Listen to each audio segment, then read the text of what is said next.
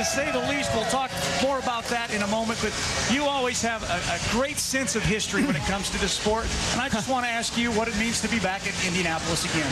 Oh, it's a big deal. I tell the story a lot. And, Mike, growing up in drag racing, and especially from Southern California, where you'd have to tow, seemed like for 3 days across country to come to this race, and everybody who was somebody and their brothers came to this event to race, and that's just been inbred in you for so long that it is a big deal.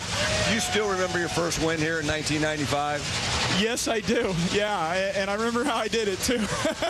By the way, as a rookie, yes. Yeah. No, it was and really the things that went through your mind. It was more, I was working on Snake's car in '94, and I really thought we had a shot at winning in '94, and we broke the drive line, and you're aggravated because you only get one. That was his last shot at winning Indy, and so you come back the next year and you wanted to win it, and we did, and we there were some rounds that we had luck on our side, and other rounds we didn't. At the end of the day, though, we ended up winning the race. You also have a great ability to keep things in perspective. You came here as a rookie, you've won 2 other times. So it kind of becomes assumed that, hey, Larry Dixon's always going to be tough, but how do you keep your mind in check when you come here and really focus on the task at hand, trying to get back to another one?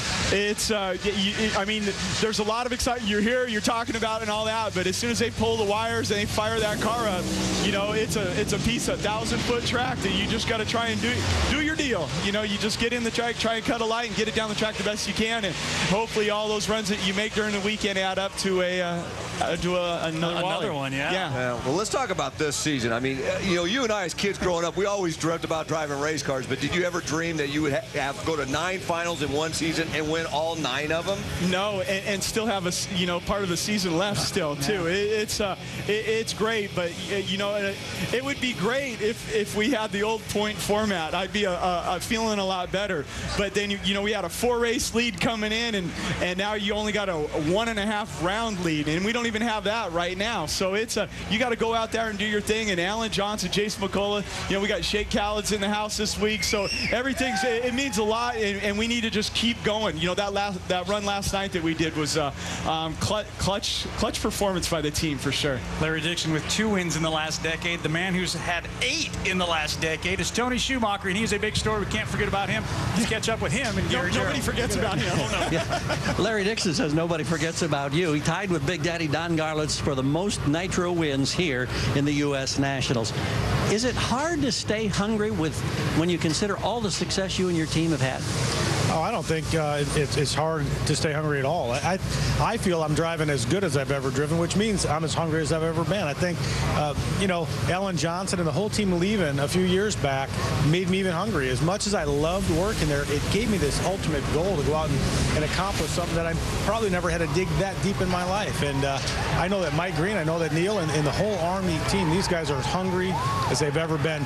It doesn't matter. We love Indy, but it doesn't matter. It's the start of a countdown. We are in a battle of our lifetime right now, and we have to go out and do it. We're trying to accomplish something nobody's ever done before. So hunger is not the problem, man. We're going to go forward. We're going to do everything we can. It's in God's hands. We'll do what we can. We'll do our best, and we'll go out and try to give the fans. They're not going to definitely leave this race saying they didn't pay enough for this ticket, because it's going to be worth every nickel. He's the number 3 qualifier, and Dixon and Corey and all those guys are thinking a lot about the Sarge. And of course, the Sarge, one half of Top Fuel's top rivalry. And as we look forward now to our 2.5 hours of live qualifying coming up, normally we're talking about a matchup to watch in eliminations, but we're going to talk about a Geico matchup to watch in qualifying. A reason for everybody to stick around and watch. What's going to happen in Top Fuel with that guy coming up? Oh, that's right. The final pair of this first session in Top Fuel is going to be Larry Dixon and Corey McClellan, and they have been going back and forth all weekend. So we're definitely going to want to watch that one, aren't we, Larry? Oh, yeah, it's a big deal. You can't race for the round win points right now, but you are racing for those qualifying bonus points. So it's a big deal when we pull up to the line. Last night, we ended up getting the pole, and if we do stay on the pole, which who knows with the weather and all that kind of stuff, it could make a difference just in how the pairings and how the ladder shakes out. And those little points certainly do add up. Larry Dixon, also a family guy, and for more on the family side of Larry Dixon, let's check in with stat guy Louis Bloom.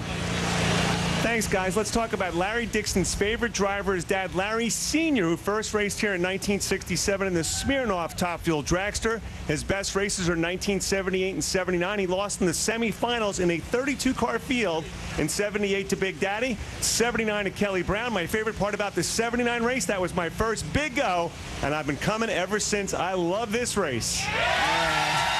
Good stuff, Louis Blumen. Larry, your dad living right here in Indy. That's got to be pretty cool, too.